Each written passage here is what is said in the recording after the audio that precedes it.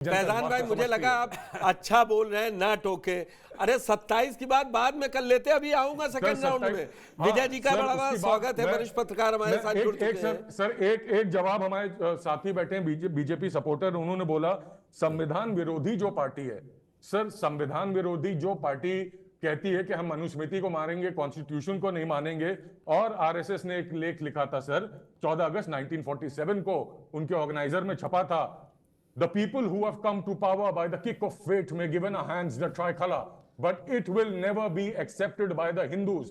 हिंदू हो, मुसलमान हो, सिख हो, क्रिश्चियन हो, पारसी हो, या शायद जो कुछ भी ना मानता हो, जैसे हिंदुस्तान को मानता हो, यहाँ के संविधान को मानता हो, वो इस देश से, इसके तिरंगे से, इसके कॉन्स्टिट्यूशन से बेपनाह इज्जत करता है, प्यार करता है। तभी आरएसएस थोड़ा बौखलाए रहती है कि किस तरह से नफरत पैदा करते रहे, जहर पैदा करते रहे, धर्म के नाम पे, जाति के नाम पे, भाई को भाई से लड़ा के। अरे आप तो पार्टियां तक नहीं छोड़ते हैं, दूसरों की पार्टियां तोड़वा देते हैं साहब, और आप बात कर रहे हैं कि हम इज्जत करते हैं बाबा साहब की। आपने किस चीज की इज्जत कर ली? उससे ज्यादा ऋचा जी। अच्छा फैजान भाई, आप देखिए, ऋचा जी ने नहीं टोका, बाकी किसी पैनलिस्ट को मुझे कहना नहीं पड़ता है, मतलब जो पार्टी वाले दो प्रवक्ता हैं। अब ऋचा जी को बोलने लीजिएगा, आप पॉइंट लिख लीजिएगा। और ऋचा जी, सम्मानपूर्वक सुनूंगा सबको। आज बहुत बढ़िया रहा कि बीच में नहीं, टाइम आपको भी पूरा है, क्योंकि सवालों के घेरे में आप हैं, ये तो है। नहीं तो अमित शाह जी को प्रेस कॉन्फ्रेंस नहीं करनी पड़ती, सवालों के घेरे में बीजेपी है। अब वो एडिटेड किसने चलाया, नैरेटिव क्या था, बोल कांग्रेस को रहे थे तो वहां तक पहुंच गए, इन सब से इतर क्या वाकई में बीजेपी प्रेशराइज हो गई आज कांग्रेस से? सवाल यह है मेरा। बाकी आप जो को पैनलिस्ट हमारे थे, उन्होंने जो सवाल उठाए, आप उन पे भी अपना वक्तव्य दे सकती हैं। आदरणीय पुष्कर सर, समाजवादी पार्टी और कांग्रेस पार्टी अफवाह और झूठ फैलाने के मास्टर हैं, और इन्होंने मुकदमा कीजिए, मुकदमा कीजिए, अंदर डालिए। राहुल गांधी और केंद्र से लेकर सत्ता तक है।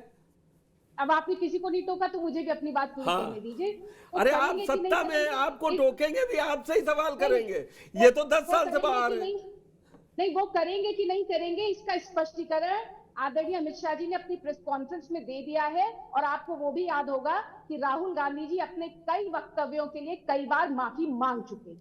तो समाजवादी पार्टी और कांग्रेस पार्टी झूठ और अफवाह फैलाने की मास्टर है, लेकिन अब ये क्लिप काटने के भी मास्टर बन चुके हैं।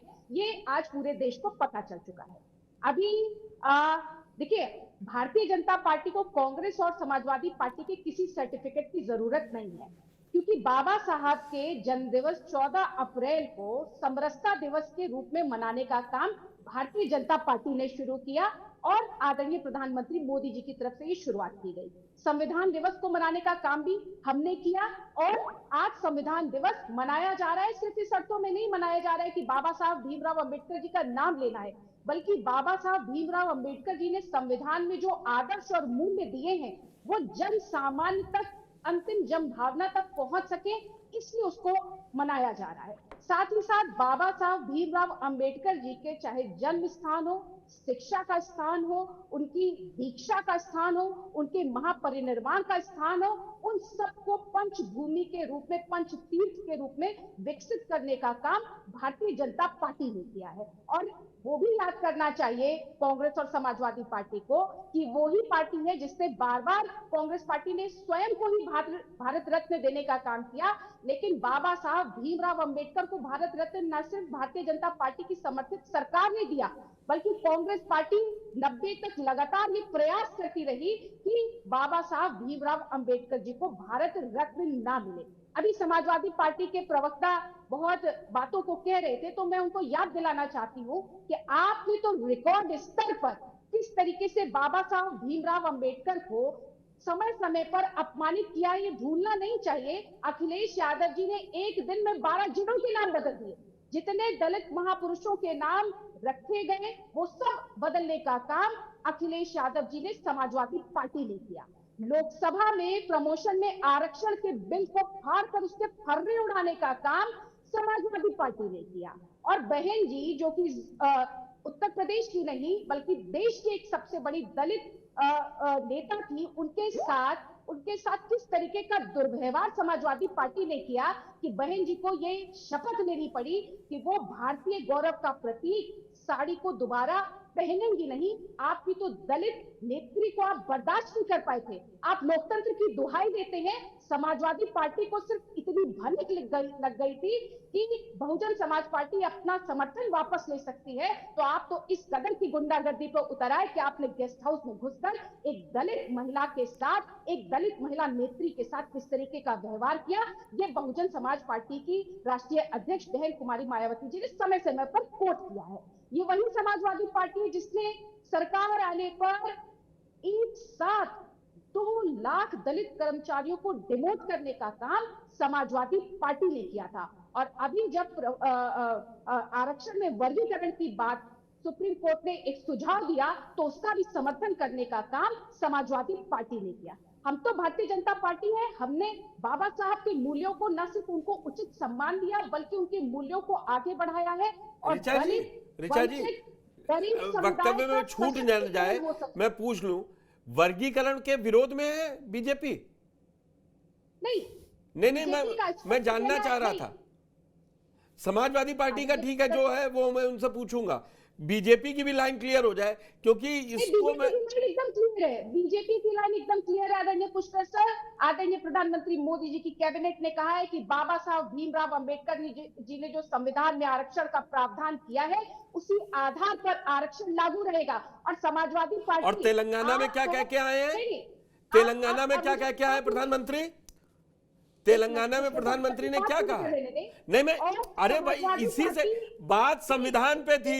और मुझे अपनी बात तो पूरी करने दीजिए। और समाजवादी पार्टी वही पार्टी है जो धर्म के आधार पर आरक्षण देने की बात करती है, जिसकी मुखालफत बाबा साहब भीमराव अंबेडकर जी ने की थी। और बार बार संविधान में कहा कि धर्म के आधार पर इस देश में आरक्षण नहीं दिया जा सकता है। बाबा साहब भीमराव अंबेडकर जी ने अपने संविधान में यूसीसी लागू करने की बात की, लेकिन आपने यूसीसी का, क्योंकि आप अल्पसंख्यक महिलाओं को 3 तलाक, हलाला, मरहम जैसी कुरीतियों में समेट कर रखना चाहते हैं। तो ये वो पार्टी है जिन लोगों ने लगातार दलितों का अपमान किया, SC ST के आरक्षण का अपमान किया। और कांग्रेस पार्टी ने तो जामिया मिलिया इस्लामिया में, अलीगढ़ मुस्लिम विश्वविद्यालय में किस तरीके से ST SC OBC के छात्रों को आरक्षण उनका खत्म कर दिया, केवल मुस्लिम वोटों के तुष्टीकरण के लिए। और भारतीय जनता पार्टी, हमें ये बताने की जरूरत नहीं है, आप कहिए तो मैं आपको तमाम ऐसी चीजें, क्योंकि हम लोग तो सूची बना के लेकर आए हैं। बहुत जरूरी था। मैं अब सुनिए ऋचा जी, हो गया 7-8 मिनट। पहली बार मोदी जी की पहल पर यूएनओ ने बाबा साहब भीमराव अंबेडकर जी की जयंती मनाई।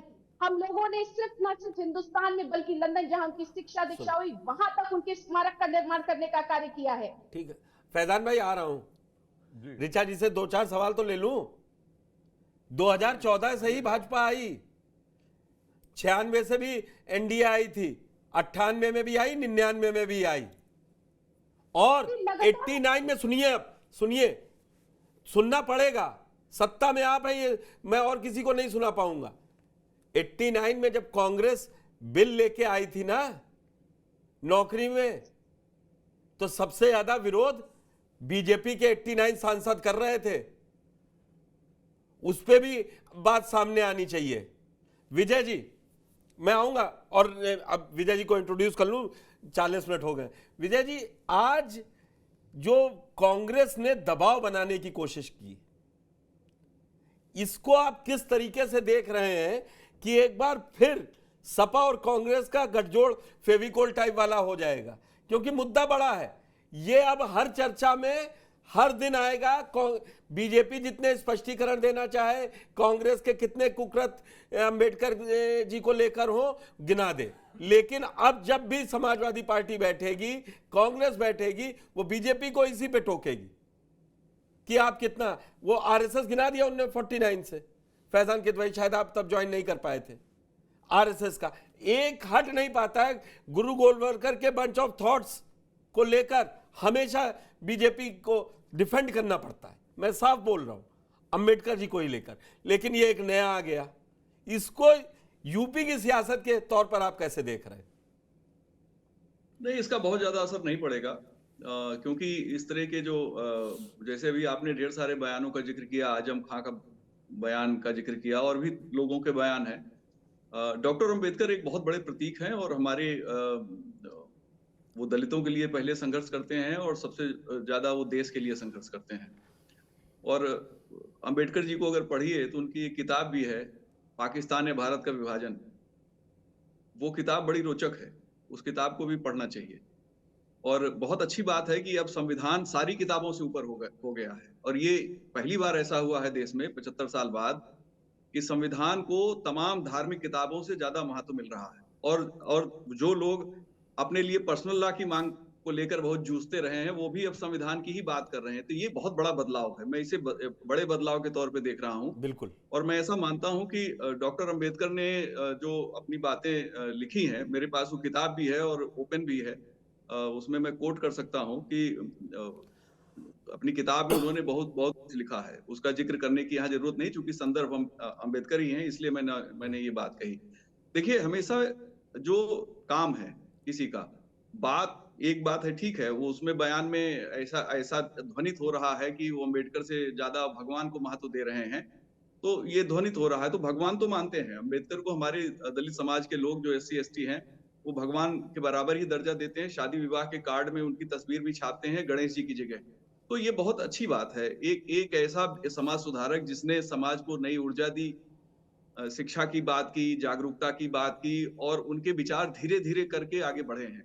समय के साथ अंबेडकर के विचार परिपक्व होते जा रहे हैं, और अंबेडकर के विचारों का परिपक्व होना हमारे लोकतंत्र के लिए अच्छा है। वैसे आप जानते हैं, मैं मल्टी पार्टी सिस्टम के लोकतंत्र के खिलाफ हूँ, क्योंकि मल्टी पार्टी सिस्टम बहुत ज्यादा डिवाइड करता है। इतना डिवाइड करता है कि किसी को किसी के साथ खड़ा होने देता ही नहीं। तो चूंकि हमारी वैरायटी इतनी ज्यादा है हमारी कंट्री में, तो ये मल्टी पार्टी सिस्टम उसको खोखला करने के लिए बहुत अच्छे ढंग से काम करता है। लेकिन चूंकि संविधान में व्यवस्था है और अभिव्यक्ति की आजादी भी है, तो मैं अपनी बात कह देता हूं। अंबेडकर जैसे जैसे और परिपक्व होंगे, अंबेडकर के विचारों का और ज्यादा महत्व बनेगा। मैं समझता हूं कि इस देश में किसी तरीके का न हिंदू पर्सनल लॉ रहेगा, न मुस्लिम पर्सनल लॉ रहेगा। समान नागरिक संहिता की स्थिति होनी चाहिए, और देश वो तो निश्चित अमित तौर शाह जी पे ने कल कहा कि हमने उत्तराखंड से शुरुआत की और बीजेपी रूल सारे स्टेट्स में, UCC हम लेके आएंगे। वो कांग्रेस पे अलग दबाव है, वो कांग्रेस पर अलग दबाव है। जिन लोगों ने संविधान की रचना की, वो बहुत आदर्शवादी लोग थे, और बहुत जब आदर्शवादी लोग होते हैं तो बहुत वो उन चीजों को नहीं उनके दिमाग में होता कि आगे चलकर इसकी किस अनुच्छेद का किस तरह से दुरुपयोग किया जा सकता है, किस अनुच्छेद की वजह से हमारी एकता को प्रभावित किया जा सकता है। तो ऐसे बहुत सी बातें उस दौर में सवाल थे ही नहीं। हालांकि पाकिस्तान बना, और पाकिस्तान भाईचारे की बुनियाद पे बना, भाईचारे की लड़ाई चलती रही। फिर मैं आज कहूंगा कि खिलाफत आंदोलन के पक्ष में, यानी खलीफा तुर्की में वापस आ जाए, ऑटोमन एम्पायर वापस आ जाए, भारत के हिंदुओं ने गांधी के नेतृत्व में आंदोलन किया उनके लिए, फिर भी पाकिस्तान बन गया। तो अंबेडकर के बहुत से विचार परिपक्व हो रहे हैं, आगे बढ़ रहे हैं, और लोग उसे एक्सेप्ट कर रहे हैं, नई पीढ़ी उसे अच्छे ढंग से पढ़ रही है।